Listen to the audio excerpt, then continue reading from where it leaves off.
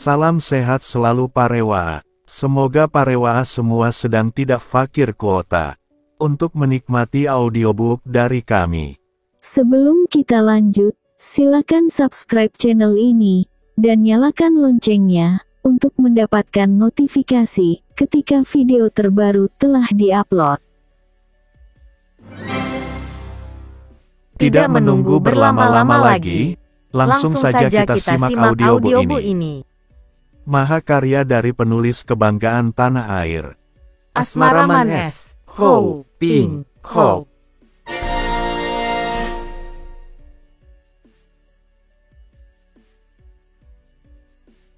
Suling Emas, bagian 29. Tepat pada tengah malam ia tiba di puncak bukit. Puncak ini merupakan tempat datar yang luasnya 15 meter persegi, ditumbuhi rumput tebal, dan di sebelah selatan dan barat merupakan tempat pendakian yang sukar. Adapun di sebelah utara dan timur tampak jurang ternganga, jurang yang tak dapat dibayangkan betapa dalamnya karena yang tampak hanya warna hitam gelap mengerikan. Jauh sebelah bawah, agaknya di jurang sebelah timur, terdengar suara air gemericik, akan tetapi tidak tampak airnya. Ketika tiba di tempat itu, Kui Seng menengok ke belakang dan menarik napas panjang.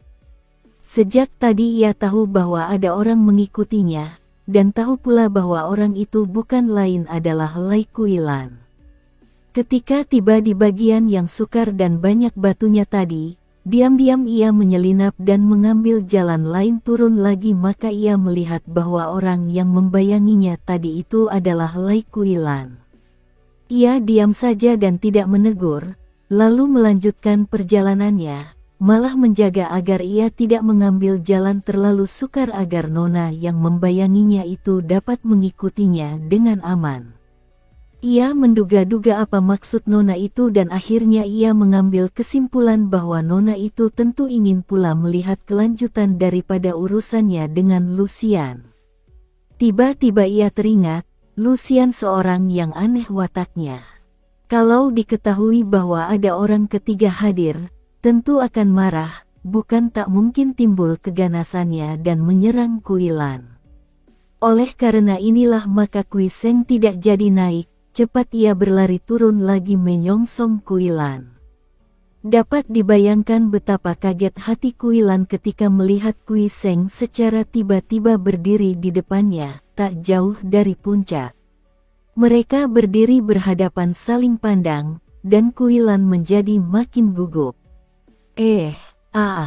Kui Tai Hiap, aku ingin bercerita kepadamu tentang mengapa aku sampai datang bersama Jahanam itu. Karena aku tidak bisa menjumpai Tai Hiap di sana, aku lalu datang ke sini karena kau tahu bahwa malam ini Tai Hiap tentu akan datang di sini. Kata-kata ini diucapkan tergesa-gesa dan tergagap sehingga Kui Seng merasa kasihan, tidak mau menggodanya dengan pertanyaan-pertanyaan yang mendesak. Kau aneh sekali, Nona Lai. Mengapakah kau hendak menceritakan hal itu? Akan tetapi biarlah, karena kulihat bahwa orang yang hendak kujumpai di sini belum datang di puncak, baiklah kau bercerita. Nah, sekarang aku bertanya, bagaimana kau bisa bertemu dan tertawan oleh Baisan? Duduklah biar enak kita bicara. Lai Kuilan bernapas lega, lalu ia duduk di atas sebuah batu, berhadapan dengan Kui Seng yang duduk di atas tanah. Kemarin, setelah Tai Hiap meninggalkan aku di hutan itu, ia mulai bicara, suaranya menggetar. Aku tak dapat menahan hatiku yang merasa kasihan dan kagum kepada Tai Hiap. Aku kecewa karena Tai Hiap tidak sudi menerima undanganku. Kami sesungguhnya membutuhkan petunjuk-petunjuk orang sakti seperti Tai Hiap. Aku tidak putus asa dan berusaha mengejar Tai Hiap yang menunggang kuda. Ia berhenti sebentar untuk melihat dan menunggu reaksi dari Kui Seng. Akan tetapi pemuda ini diam saja, maka ia melanjutkan ceritanya. Lai Kuilan bernapas lega, lalu ia duduk di atas sebuah batu, berhadapan dengan Kui Seng yang duduk di atas tanah. Kemarin, setelah Tai Hiap meninggalkan aku di hutan itu, ia mulai bicara, suaranya menggetar. Aku tak dapat menahan hatiku yang merasa kasihan dan kagum kepada Tai Hiap. Aku kecewa karena Tai Hiap tidak sudi menerima undanganku. Kami sesungguhnya membutuhkan petunjuk-petunjuk orang sakti seperti Tai Hiap. Aku tidak putus asa dan berusaha mengejar Tai Hiap yang menunggang kuda. Ia berhenti sebentar untuk melihat dan menunggu reaksi dari Kui Seng. Akan tetapi pemuda ini diam saja, maka ia melanjutkan ceritanya. Setelah keluar dari hutan itu, tiba-tiba muncul Baisan. Dia menyatakan kehendaknya, yaitu bermaksud untuk membujuk Sute untuk bersekutu dengan orang-orang Khitan. Tentu saja aku menjadi marah dan memaki, lalu kami bertempur dengan kesudahan aku kalah dan tertawan. Dia lihai bukan main. Orang Khitan keparat itu. Demikianlah, dalam keadaan tak berdaya aku dibawa ke rumah penginapan itu. Untung Tuhan melindungi diriku sehingga dapat bertemu dengan Tai Hiap. Kui Tai Hiap, kuulangi lagi permohonanku, sudilah kiranya Tai Hiap berkunjung ke benteng, berkenalan dengan suteku dan kami mohon petunjuk-petunjuk dari Tai Hiap dalam suasana yang kacau balau ini. Kami seakan-akan hampir kehilangan pegangan, Tai Hiap. Demikian banyaknya muncul raja-raja yang membangun kerajaan-kerajaan kecil sehingga sukar bagi kami untuk menentukan nama yang baik dan mana yang buruk. Di dalam hatinya Kui Seng memuji. Nona ini, seperti juga Kam Siek, adalah seorang yang amat cinta kepada negara. Orang-orang berjiwa patriot yang akan rela mengorbankan jiwa raga demi negara dan bangsa. Tak enaklah kalau menolak terus. Baiklah, Nona Lai. Setelah selesai urusanku di sini, aku akan singgah di benteng Jenderal Kam. Terima kasih, Tai Hiap, terima kasih. Dengan suara penuh kegembiraan Kuilan menjura berkali-kali. Set, ada orang di puncak.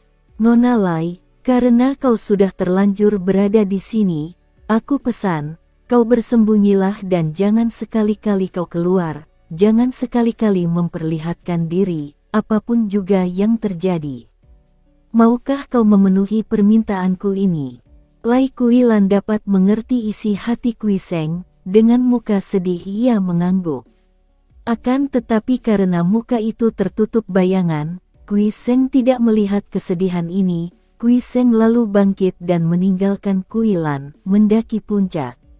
Benar saja dugaannya, ketika ia tiba di puncak, di sana telah berdiri Liu Lucian.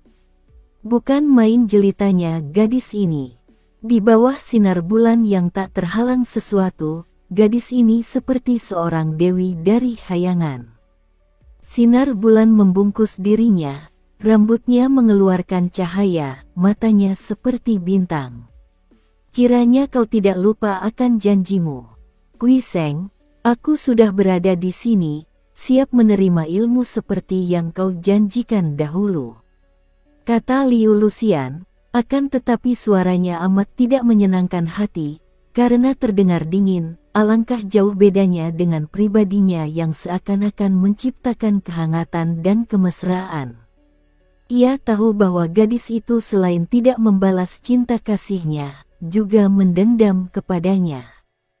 Karena itu, ia pun tidak mau menggunakan sebutan Moi Moi Adinda, karena khawatir kalau hal itu akan menambah kemarahan si gadis dan akan menimbulkan cemoohan terhadap dirinya yang sudah terang tergila-gila kepada Lucian. Lucian, sebetulnya ilmu yang kupergunakan untuk menandingimu dahulu itu hanyalah ilmu silat Pat Sian Kun biasa saja. Tak perlu banyak alasan, Kui Seng. Kalau ada ilmu yang hendak kau turunkan kepadaku seperti janjimu, lekas beri ajaran. Kui Seng menggigit bibirnya, lalu berkata, kau lihatlah baik-baik. Inilah ilmu silat itu. Ia lalu bersilat dengan gerakan lambat dan memang ia mainkan ilmu silat Pat Sian Kun Wat dengan tangan kosong, akan tetapi jelas bahwa gerakan-gerakan ini diperuntukkan senjata pedang.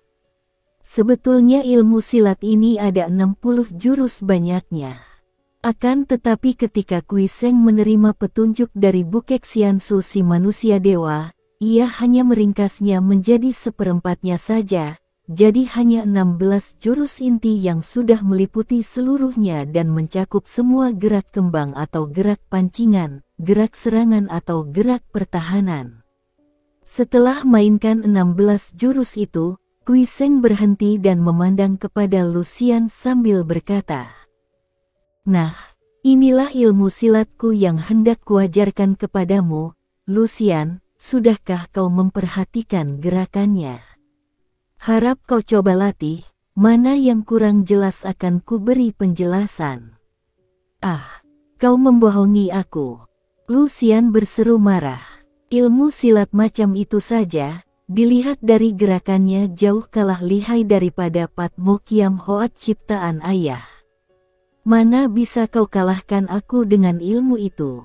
Kui Seng, aku tahu, setelah kau tidak bisa mendapatkan cintaku, kau hendak membalasnya dengan menyuguhkan ilmu silat pasaran untuk menghinaku." Gemas hati Kui Seng, dan perih perasaannya. Gadis ini terlalu kejam kepada orang yang tidak menjadi pilihan hatinya. "Lucian, Sipa membohongimu. Ketika aku menghadapimu dahulu, aku tidak menggunakan ilmu lain kecuali ini. Aku tidak percaya. Coba kau sekarang jatuhkan aku dengan ilmu itu." "Aku tidak percaya. Coba kau sekarang jatuhkan aku dengan ilmu itu." "Baiklah, biar kugunakan ini sebagai pedang." Kui Seng mengambil sebuah ranting pohon yang berada di tempat itu. "Kau mulailah dan lihat baik-baik, aku hanya akan menggunakan Pat Sian Kun."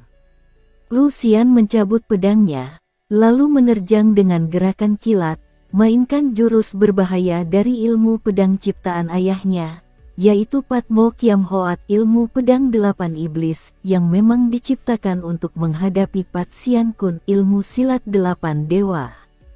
Melihat pedang nona itu berkelebat menusuk ke arah dadanya dengan kecepatan luar biasa, Kui Seng menggeser kakinya ke kiri lalu ranting di tangan kanannya melayang dari samping menempel pedang dari atas dan menekan pedang lawan itu ke bawah disertai tenaga sinkang.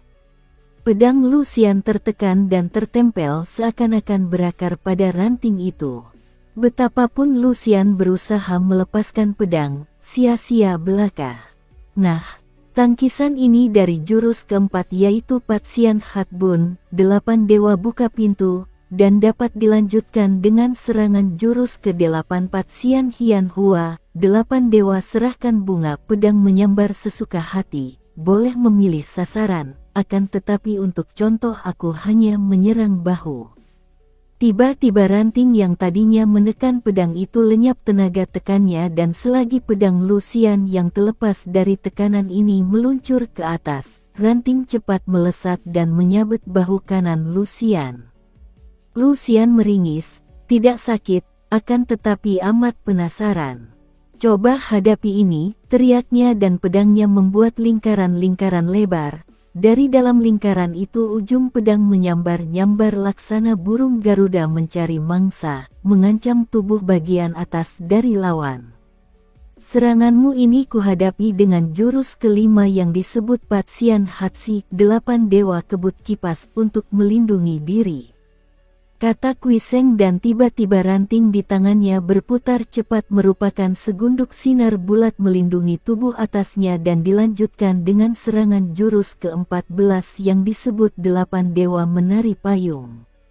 Tiba-tiba gulungan sinar bulat itu berubah lebar seperti payung dan tahu-tahu dari sebelah bawah, ranting telah meluncur dan menyabet paha Lucian sehingga mengeluarkan suara plak keras. Kalau saja ranting itu merupakan pedang tentu putus paha gadis itu. "Aduh!" Lucian menjerit karena pahanya yang disabet terasa pedas dan sakit. "Kui Seng, kau kurang ajar. Maaf, bukan maksudku menyakitimu. Sudah percayakah kau sekarang?" "Tidak, kau akali aku." Aku minta kau ajarkan ilmu-ilmu silatmu yang terkenal, seperti Lo Hai San Hoat ilmu kipas menaklukkan lautan, atau Kepjit Seng Kiam ilmu pedang 17 bintang, atau ilmu pukulan Bian Sin Kun tangan sakti kapas. Kui Seng terkejut. Bagaimana nona ini bisa tahu akan ilmu-ilmu silat rahasia simpanannya itu? Ia menjadi curiga. Kalau Pat Jiu Sin Ong mungkin tahu, akan tetapi nona ini. Suaranya keren berwibawa ketika ia menjawab. Liu Lucian, harap kau jangan minta yang bukan-bukan. Aku hanya hendak mengajarkan kau Pat Sian Kun, dan kau harus menerima apa yang hendak kuberikan kepadamu. Kau hendak melanggar janji? Sama sekali tidak. Aku berjanji kepada ayahmu hendak mengajarkan ilmu yang dapat mengalahkan ilmu pedangmu itu, dan kurasa Pat Sian Kun yang dapat menjadi Pat Sian Kiam Hoat dapat mengalahkan ilmu pedangmu Pat Mo Kiam Hoat. Hahaha. Kau menggunakan akal untuk menipu anak kecil, Kui Hyante. Sungguh keterlaluan sekali. Kui Seng kaget dan cepat menengok. Kiranya Pat Jiu Sin Ong sudah berdiri di situ, tinggi besar dan bertolak pinggang sambil tertawa. Cepat Kui Seng memberi hormat sambil berkata, kiranya Beng Kau Chu telah berada di sini. Akan tetapi di dalam hatinya ia tidak senang dan tahulah ia sekarang mengapa Lucian mengenal semua ilmu simpanannya. Tentu sebelumnya telah diberitahu oleh orang tua ini yang hendak mempergunakan puterinya untuk menjajaki kepandaiannya dan kalau mungkin mempelajari ilmu simpanannya. Beng Kau Chu, apa maksudmu dengan mengatakan bahwa aku menggunakan akal untuk menipu puterimu? Hahaha. Kau bilang tadi bahwa Pat Sian Kun dapat menangkan Pat Mo Kiam Hoat. Tentu saja kau dapat menangkan Lucian karena memang tingkat kepandaianmu agak lebih tinggi daripada tingkatnya. Dengan ucapan, agak lebih tinggi, ini terang orang tua itu memandang rendah kepada Kui Seng, akan tetapi pemuda itu mendengarkan dengan tenang dan sabar. Andai kata aku yang mainkan Pat Mo Kiam Hoat, apakah kau juga masih berani bilang dapat mengalahkannya dengan Pat Sian Kun? Orang tua yang baik, mana aku yang muda berani main-main denganmu? Kita sama-sama tahu bahwa ilmu silat sama sekali bukan merupakan syarat mutlak untuk menangkan pertandingan, melainkan tergantung daripada kemahiran seseorang. Betapa indah dan sulitnya sebuah ilmu kalau si pemainnya kurang menguasai ilmu itu, dapat kalah oleh seorang ahli mainkan sebuah ilmu biasa saja dengan mahir. Puterimu dahulu kuhadapi dengan Pat Sian Kun, hal ini kau sendiri tahu. Aku berjanji hendak menurunkan ilmu yang kupakai mengalahkan dia, malam ini kuturunkan kepadanya Pat Sian Kun, apalagi yang harus diperbincangkan. Orang muda si Kui, 2 kali kau menghina kami keluarga Liu. Si ketua Bengkau membentak, suaranya mengguntur sehingga bergema di seluruh puncak, membikin kaget burung-burung yang tadinya mengaso di pohon. Dari jauh terdengar auman binatang-binatang buas yang merasa kaget pula mendengar suara aneh ini. Pak Jiu Sin Ong, aku tidak mengerti maksudmu. Jawab Kui Seng, tetap tenang. Dengan setulus hati aku menjatuhkan pilihanku kepadamu, aku akan girang sekali kalau kau menjadi suami anakku. Akan tetapi kau pura-pura menolak ketika berada di sana. Ini penghinaan pertama. Kemudian kau mengadakan perjalanan dengan puteriku, kuberi kebebasan karena memang aku senang mempunyai mantu engkau. Dalam perjalanan ini kau jatuh cinta kepada Lucian, sikapmu menjemukan seperti seorang pemuda lemah. Ini masih kumaafkan karena memang ku kehendaki kau mencintainya dan menjadi suaminya. Akan tetapi Lucian melihat kelemahanmu dan tidak mau membalas cintamu, melainkan mengharapkan ilmumu. Dan sekarang, kau yang katanya mencintainya mati-matian, ternyata hanya hendak menipunya, karena kalau betul mencinta, mengapa tidak rela mewariskan ilmu simpananmu? Inilah penghinaan kedua. Panas hati Kui Seng. Terang sudah sekarang bahwa orang tua ini secara diam-diam mengawasi gerak-geriknya. Ia menjadi malu sekali mengingat akan kebodohan dan kelemahannya. Akan tetapi orang tua ini terang berlaku curang dan tak tahu malu. Pat Jiu Sin Ong. Sama kepala lain otak, sama dada lain hati. Kau menganggap aku menipu? Aku menganggap kau dan puterimu yang hendak mendesakku dan bahkan kau hendak menggunakan rasa hatiku yang murni terhadap puterimu untuk memuaskan nafsu tamakmu akan ilmu silat. Tidak, bengkau Cu, aku tetap dengan pendirianku, karena Pat Sian Kun yang mengalahkan Pat Mo Kun yang dipergunakan puterimu, maka sekarang aku hanya dapat menurunkan Pat Sian Kun saja.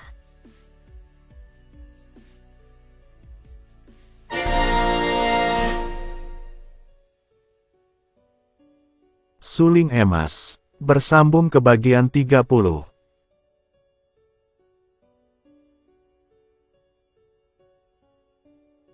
Terima kasih buat Parewa semua, yang telah menyisakan waktunya untuk menyimak audiobook ini.